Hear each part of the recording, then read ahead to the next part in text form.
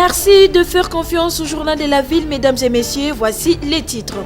Une partie de Kinshasa quadrillée depuis la nuit du jeudi 29 à la matinée de ce vendredi 30 septembre par la police. Les agents de l'ordre étaient à la recherche des délinquants et brigands appelés Koulouna. C'est tout pour les titres, mesdames et messieurs. Encore une fois, bienvenue dans ce journal.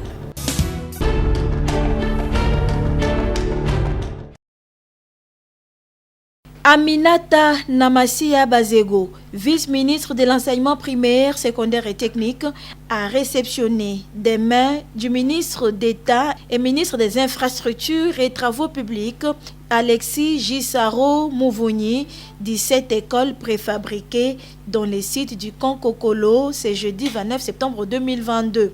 Exécuté par la société Zcorp SA, le projet a été piloté par le ministre d'État, ministre des Infrastructures et Travaux publics.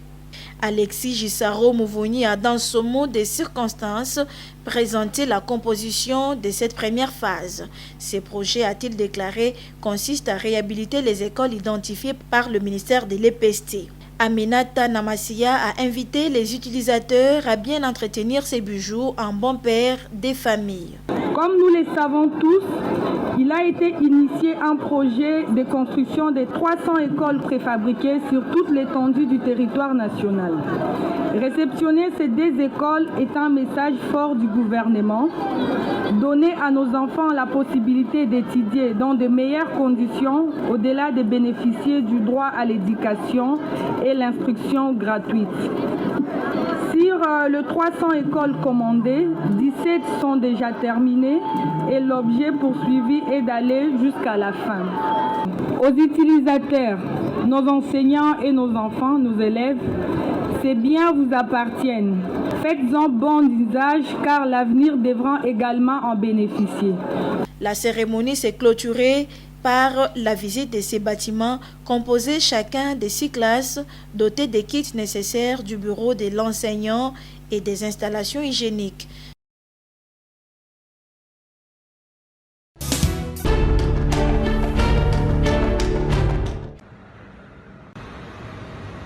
Le groupe 3 d'Inga 2 G23 est en arrêt depuis le dimanche 25 septembre à cause de la rupture du tuyau d'aération de la turbine. Cette situation a entraîné l'inondation de la machine et a endommagé les transducteurs angulaires, c'est-à-dire les éléments électriques qui transforment les mouvements de la machine en signal électronique, comme l'explique Richard Ngiti. Depuis le dimanche 25 septembre, le matin, on voulait arrêter la machine ici pour faire des travaux de dérivation. L'équipement que vous voyez ici, c'est ce que nous devons installer ici pour essayer de stabiliser le niveau d'eau. Mais pendant juste les manœuvres d'arrêt, ce qu'on a constaté, c'est quoi? L'eau a commencé à remonter rapidement au niveau du fil turbine ici. Alors qu'est-ce qu'il fallait faire à ce moment-là? Il fallait d'abord chercher à sauver la situation. C'est comme ça, précipitamment, nous avons bâtardé la machine côté aval, fait la restitution. Derrière vous là-bas, on a mis des bâtards d'eau. Et puis on est remonté aussi au niveau des barrages, au niveau des vents de tête, là aussi on a bâtardé. Et ben, quand on a fini au niveau des d'amont, on a posé les bâtards d'eau, on a senti l'eau a commencé à baisser. Depuis la constatation de ces sinistres et sur instruction de son directeur général Jean-Bosco Kayombo Kayan, les éléments défectueux ont été retirés, les tuyaux en acier remplacés par ceux en acier inoxydable. Les 26 transducteurs angulaires défectueux sont analysés par les spécialistes afin de déterminer leur récupération ou leur remplacement par des nouveaux. Ce que la SNEL envisage, c'est-à-dire que ça reste dans la logique habituelle de la SNEL. C'est-à-dire, vous savez, après qu'il y a des machines qu'on est en train de réhabiliter. C'est-à-dire des machines qui ont fait un certain temps, qui demandent une réhabilitation. Et il y a des machines, par exemple, pour cette machine, vous allez voir que la rupture s'est faite là où la tuyauterie va dans le béton. C'est-à-dire qu'il y a des endroits qui ne peuvent être atteints qu'après une réhabilitation, c'est-à-dire un démontage complet.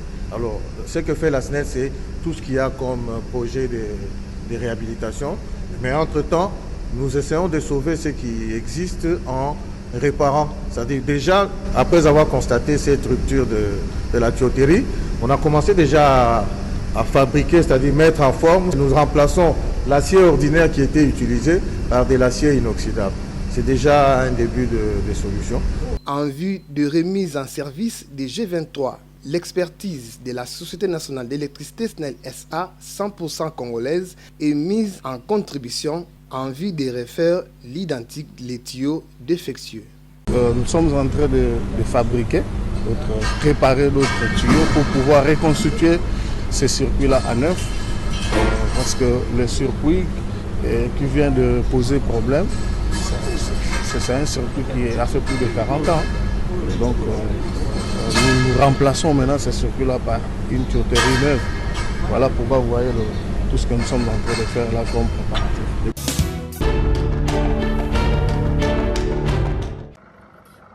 Les travaux de maintenance et de réhabilitation se font en permanence dans les sites d'Inga. Après l'étape de réparation des dommages causés dans les tuyauteries G23, la Société nationale d'électricité SNEL SA venait de procéder au remplacement des grilles de protection du G28. Sur les 100 grilles posées à l'entrée de chaque machine au niveau des barrages d'Inga 2, 38 grilles défectueuses ont été remplacées par des neuves. 28 autres ont subi les travaux de maintenance qui ont consisté à serrer ou à changer de boulons défectueux, arranger les grilles déformées. Tout cela dans le but de permettre aux machines de revoir la qualité et la quantité d'eau qu'il faut dans le but de mieux faire tourner les turbines sans risque de les endommager. SNEL avait signé un contrat pour le remplacement des grilles de protection au niveau des prises d'eau des différentes machines, notamment le 27 et le 28, le G27 et le G28. Ce contrat a été signé avec une entreprise qui travaille qui est spécialisée dans les travaux subaquatiques. C'est l'entreprise Heringer. La consistance, c'était remplacer les grilles de protection, parce que normalement, à chaque prise d'eau de la machine, nous avons des grilles qui protègent le groupe des différents détritus et autres gros troncs d'arbres et tout qui peuvent aller au niveau de la machine et endommager la roue. Alors il y a des grilles qui empêchent justement ces détritus de passer. Et avec le temps, on a des grilles qui se sont déformées, on a des grilles qui a eu usure. Alors SNEL a décidé de remplacer toutes ces grilles-là. Et pour ça, on se sert comme tous ces... La particularité de la centrale Inga 2, c'est que les grilles sont sous eau et sont en amont des bâtards d'eau. Donc pour y accéder, il faut plonger. C'est pour ça qu'on a pris l'expertise de Heringer qui est descendu et a remplacé. Il est à noter que ces travaux ont été réalisés sous eau dans les conditions de visibilité difficiles par la société Heringer. Dans un avenir proche, les grilles des G27 subiront la même opération.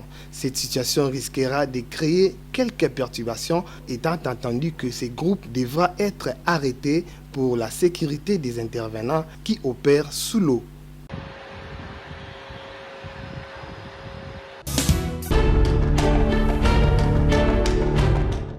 Conflit interethnique à Kwamouth dans la province de Mai-Ndombe. Plusieurs voix s'élèvent pour trouver des voies et moyens pour mettre fin à cette atrocité.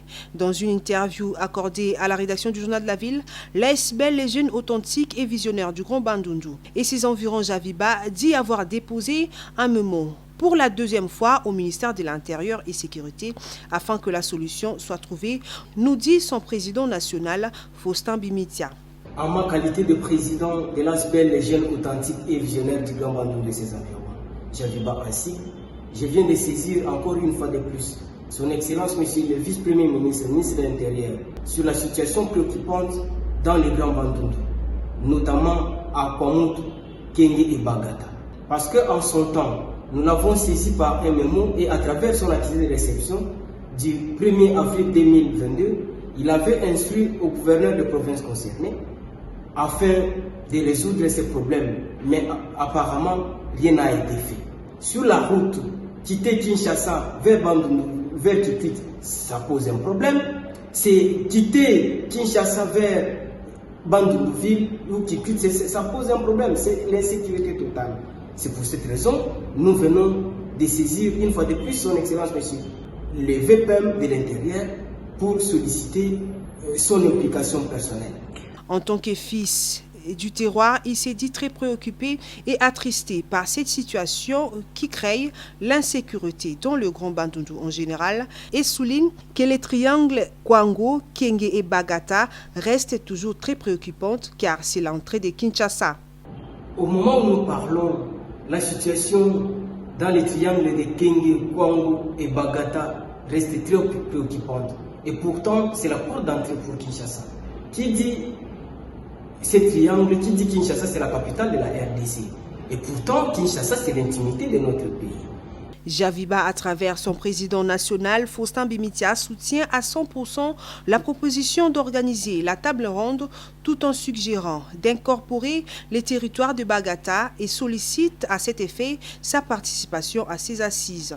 Il a en outre condamné avec la dernière énergie ces actes et appelle la population de cette partie à la vigilance.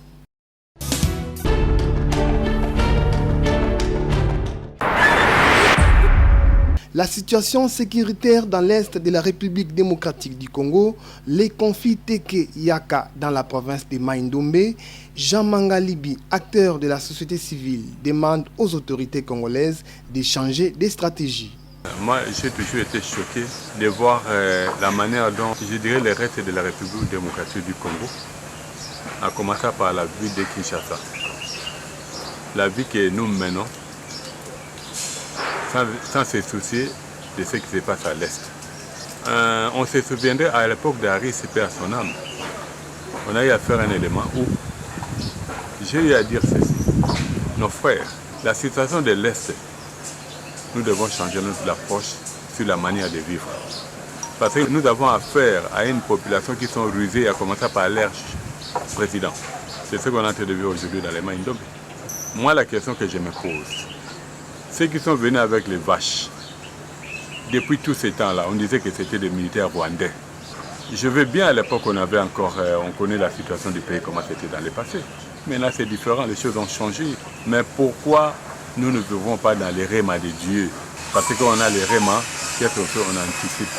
Parce qu'il est choquant et curieux de voir qu'on n'a pas fini avec l'Est, on est maintenant dans les Mai-Ndombe, aujourd'hui pas à la porte de Kinshasa. Je crois parmi les stratégies à mettre en place, il faut pousser la population à l'autodéfense. Kabila l'a fait à son époque. Ça avait freiné en effet l'avancée.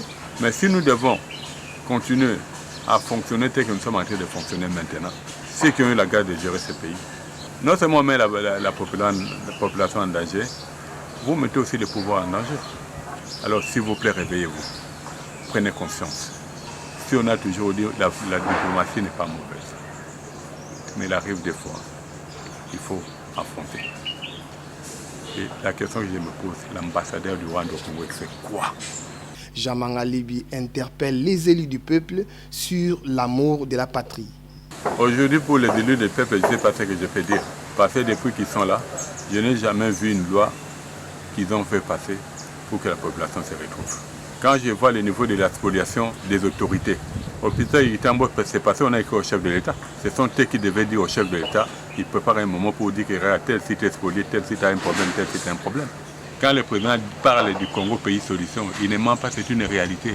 Mais on a besoin des députés, des ministres, toute personne qui a la grâce d'avoir un carré de pouvoir dans ce pays puisse être intègre, avoir réellement l'amour du pays, afin de permettre au Congo d'être réellement ce pays solution.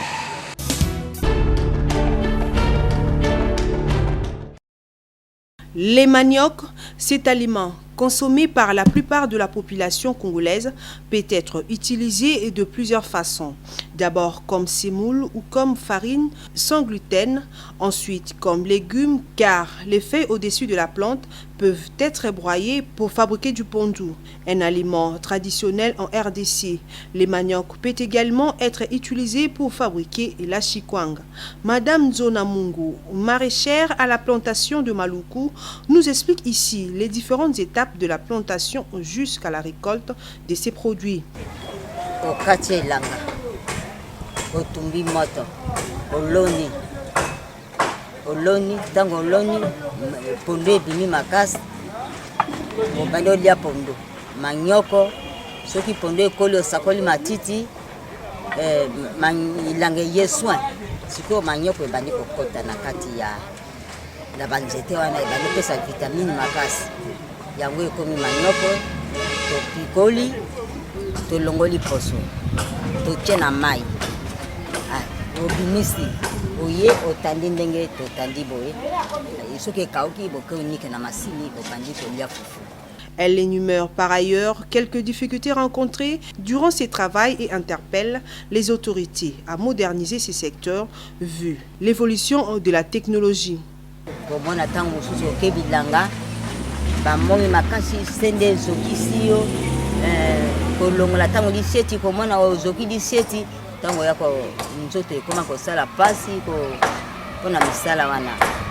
ezali musala ke ozala na makasi ezate epesa yo pasi moto osalaka na bakongo epesaka biso pasi ntango soki omona nzoto oya kolala boye papa mwa yo olala eza te soki toza na masini na biso eza bien papa soki toza na masini akosala kaka mbala moko ozwi elanga ekare mobimbo ozwi demi na yo osali wana pasi te moto tozosala na bilanga papa pasi.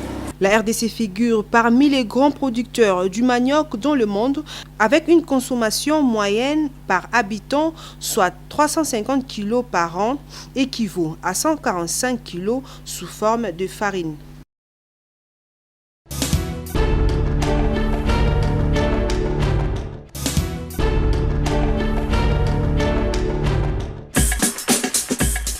Nous sommes arrivés à la fin de ce journal de la ville, mesdames et messieurs. Merci de l'avoir suivi. Le prochain rendez-vous est fixé pour ce samedi et d'ici là, portez-vous bien.